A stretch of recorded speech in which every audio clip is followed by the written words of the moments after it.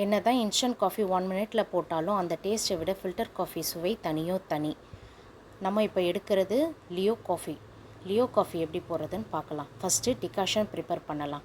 Decoction prepare பண்ணுறதுக்கு நம்ம ஒரு ஃபில்டரை எடுத்து அதில் 3 to 4 ஸ்பூன், அதாவது 3/4 பங்கு அளவுக்கு அந்த ஃபில்டரை ஃபில் பண்ணிக்கலாம்.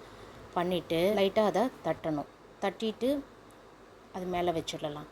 வச்சதுக்கப்புறம் சுடு தண்ணி கொதிக்க இருக்கணும். சுடு தண்ணி கொதித்ததை எடுத்து அந்த காஃபி பவுடரில் ஊற்றுனதுக்கப்புறம் 5 to 10 மினிட்ஸ் இல்லைனா மினிமம் 15 மினிட்ஸு அதை மூடி போட்டு வெயிட் பண்ணலாம்.